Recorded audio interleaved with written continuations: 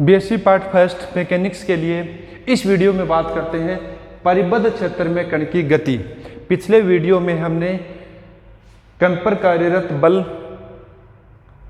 के आधार पर कण की गति के बारे में पढ़ा था और स्थितिज ऊर्जा वक्र की विवेचना की थी कि संतुलन के बिंदु कौन से होते हैं, स्थायी और अस्थायी संतुलन के बिंदु का क्या आधार है। इस वीडियो में बात करते हैं कि परिबद्ध क्षेत्र में कण की गति किस प्रकार से होती है। माना कि कोई कण है और उसकी कुल ऊर्जा जो है mn से दर्शाई जाती है। यहाँ पर मैं लिख देता हूँ mn, ये हो गया st, ये हो गया uv। माना कि कोई कण है और उसकी कुल ऊर्जा जो है mn वक्र से दर्शाई जाती है। कुल ऊर्जा mn वक्र से दर्शाई जाती है। अब हम जानते हैं कि कण की कुल ऊर्जा E इक्वल टू क्या होता है, K प्लस U, यानी कि कण की कुल ऊर्जा का मान, यानी यदि कोई कण गतिशील है या कोई यांत्रिक कण है तो उसकी कुल ऊर्जा का मान स्थितिज ऊर्जा और गतिज ऊर्जा के योग के बराबर होता है। तो E इक्वल टू क्या गया, K प्लस U। अब माना कि कण की जो कुल ऊर्जा है E और कण का स्थितिज ऊर्जा वक्र ये जो शो करता है, और कण की स्थिति के लिए मैं कहता हूं कि कण यहाँ पर स्थित है, A बिंदु पर स्थित है। कण की स्थिति कहाँ पर है, A बिंदु पर है। यदि कण A बिंदु पर स्थित है तो उसकी स्थितिज ऊर्जा का मान कुल ऊर्जा के मान के बराबर होता है। स्थिति A पर E इक्वल टू क्या हो गया, U, अतः K इक्वल टू क्या हो गया, 0।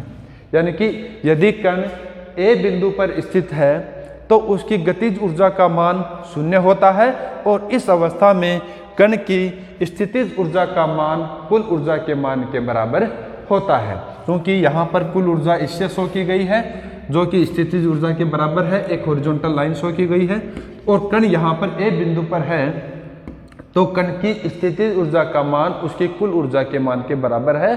तो इस बिंदु पर कण की गतिज ऊर्जा का मान 0 होता है। अब यदि कण यहाँ से गति करना प्रारंभ करता है, कण यहाँ से गति करना प्रारंभ करता है, तो पिछले वीडियो में मैंने बताया था कि कण पर कार्यरत बल ऐसा होता है कि वो उसको यहाँ P1 बिंदु की तरफ लाने की कोशिश करता है। पिछले वीडियो में हमने बात करी थी कि यहाँ पर इस फॉर्मूला के आधार पर मैंने ये बताया था कि A से लेकर P1 बिंदु पर A से लेकर P1 बिंदु तक अक्ष बढ़ने के साथ में U अक्ष के मान में कमी हो रही है। यानी कि U अक्ष तो यहाँ से इतना कम हो गया और अक्ष यहाँ से लेकर यहाँ तक आ गया, यानी कि ये मैं कह देता हूँ अक्ष 0 है। तो अक्ष बढ़ने के साथ में U अक्ष में कमी हो रही है। तो इस अवस्था में कण पर कार्यरत बल ऐसा होता है कि वो धनात्मक अक्ष दिशा में लगता है और कण को P1 स्थिति पर लाने की कोशिश करता है। तो यहाँ से A से लेकर P1 तक जब कण पहुँचता है तो उसकी स्थितिज ऊर्जा में कमी होना प्रारंभ होती है और गतिज ऊर्जा में वृद्धि प्रारंभ होती है। यानी कि कण बिंदु A से P1 तक पहुंचता है तब गतिज ऊर्जा में वृद्धि होती है तथा स्थितिज ऊर्जा में कमी होती है। ठीक है, यानी कि A से लेकर P1 बिंदु तक यदि कण गति करता है तो इस अवस्था में कण की गतिज ऊर्जा में धीरे धीरे वृद्धि होती है लेकिन स्थितिज ऊर्जा में कमी होती है। तो देखिए, गतिज ऊर्जा में वृद्धि है और स्थितिज ऊर्जा में कमी शो की गई है। जब कण P1 बिंदु पर पहुंच जाता है तो इसकी गतिज ऊर्जा अधिकतम हो जाती है। P1 बिंदु पर गतिज ऊर्जा अधिकतम और स्थितिज ऊर्जा न्यूनतम हो जाती है। ठीक है, यानी कि P1 बिंदु जो है उस पर कण की गतिज ऊर्जा अधिकतम हो जाती है तथा स्थितिज ऊर्जा न्यूनतम हो जाती है। अब कण के पास चूंकि गतिज ऊर्जा है, गतिज ऊर्जा कितनी है, P1 बिंदु पर अधिकतम है। चूंकि कण के पास गतिज ऊर्जा है तो इस गतिज ऊर्जा के प्रभाव में कण जो है इस बिंदु से आगे निकल जाता है, कण आगे गति करना प्रारंभ करता है, गति करना शुरू रखता है। तो कण यहां से गति करना शुरू रखता है तो कण कहां पर पहुंच जाता है, बी बिंदु तक पहुंच जाता है। यदि हम अन्य सभी प्रभावों को नगण्य मान लेते हैं, केवल हम ये कहते हैं कि गतिज ऊर्जा और स्थितिज ऊर्जा है, अन्य किसी प्रकार में ऊर्जा की हानि नहीं हो रही है, तो जितनी स्थितिज ऊर्जा यहाँ पर थी उसके समान मान ही गतिज ऊर्जा का मान यहाँ पर होता है। अब चूंकि कण के पास गतिज ऊर्जा है तो वह यहाँ से आगे भी गति जारी रखता है और बिंदु बी तक पहुँच जाता है। जब कण बिंदु बी तक पहुँचता है तो इस सिचुएशन से ऑपोजिट सिचुएशन होती है कि यहाँ पर गतिज ऊर्जा अधिकतम थी, स्थितिज ऊर्जा न्यूनतम। अब कण इस बिंदु से आगे पहुँचता है तो कण जैसे P1 से आगे शुरू करना गति जारी रखता है तो कण की गतिज ऊर्जा में धीरे धीरे कमी आती है और स्थितिज ऊर्जा धीरे धीरे बढ़ना शुरू होती है। तो वापस B बिंदु तक आने पर कण की स्थितिज ऊर्जा अधिकतम हो जाती है और गतिज ऊर्जा न्यूनतम हो जाती है। B बिंदु पर A बिंदु के समान स्थिति प्राप्त होती है कि कण की गतिज ऊर्जा में कमी होते होते होते कितनी हो गई, शून्य हो गई और स्थितिज ऊर्जा अधिकतम हो गई। अब कण की इससे अधिक ऊर्जा नहीं है, इससे आगे नहीं जा सकता कण, क्योंकि हमने बाउंड कर रखा है, कण की कुल ऊर्जा ही इतनी मानी है तो कण इसके आगे नहीं जा सकता। तो इसका मतलब क्या हुआ, कण यहाँ से वापस गति करना प्रारंभ करता है, क्योंकि जैसे ही यहाँ से गति करना प्रारंभ करता है प्रत्येक स्थिति पर कण पर कार्यरत बल ऐसा होता है कि वो उसको वापस P1 बिंदु की तरफ लाने की कोशिश करता है। तो यहाँ पर हम ये कह सकते हैं कि कण यहाँ पर आने के बाद में पुनः वापस इस प्रकार से गति करना प्रारंभ कर देता है और हम ये कह सकते हैं A व B, यानी कि A व B दोनों बिंदुओं के मध्य कण दोलन गति करता रहता है। आई बात समझ में कि कण जो है A और B दोनों बिंदुओं के मध्य दोलन गति करता रहता है। अब कण न तो A के ऊपर जा सकता है न B से आगे जा सकता है, तो इन दोनों बिंदुओं को वर्तन बिंदु यानी कि टर्निंग पॉइंट्स कहते हैं। A और B जो दोनों पॉइंट हैं, इन दोनों पॉइंट को टर्निंग पॉइंट्स,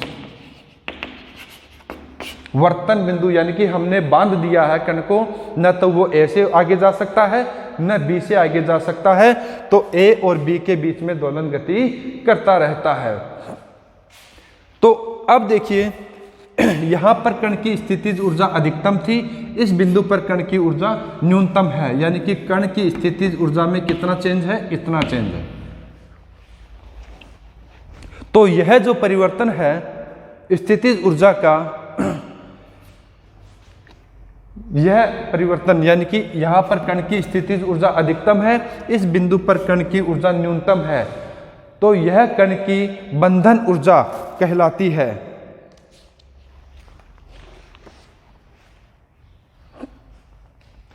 जैसा कि हमने लिखा था परिबद्ध क्षेत्र में कण की गति, तो कण A व B के मध्य जो क्षेत्र है इसी के अंदर गति करता रहता है, इसलिए इस क्षेत्र को परिबद्ध क्षेत्र कहते हैं तथा यह क्या कहलाता है, विभव कूप भी कहते हैं।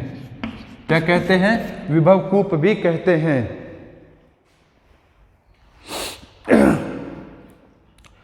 विभव कूप, क्योंकि कण न तो A से आगे जा सकता है न B से आगे जा सकता है, यानी कि कण जो है फंस गया है, A व B के बीच में रह गया है, इसी के बीच में गति करता रहता है।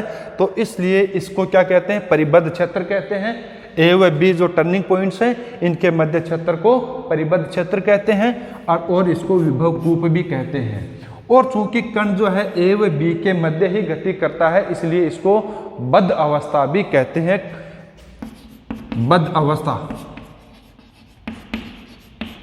क्या कहते हैं, बद्ध अवस्था भी कहते हैं, यानी कि बद्ध अवस्था क्या लिख सकते हैं अपन, बाउंड स्टेट। क्या लिख सकते हैं, बाउंड स्टेट, यानी कि कण जो है वो A व B के बीच में ही दोलन गति करता है, इसलिए इसको हम क्या कहते हैं, बद्ध अवस्था कहते हैं।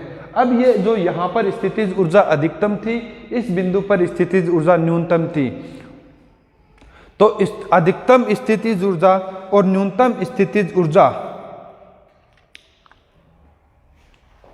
देखिए यहां पर स्थितिज ऊर्जा अधिकतम, यहां पर स्थितिज ऊर्जा न्यूनतम। ये जो ऊर्जा का अंतर है, इसको इस बद्ध अवस्था या बाउंड स्टेट की बाइंडिंग एनर्जी यानी कि बंधन ऊर्जा,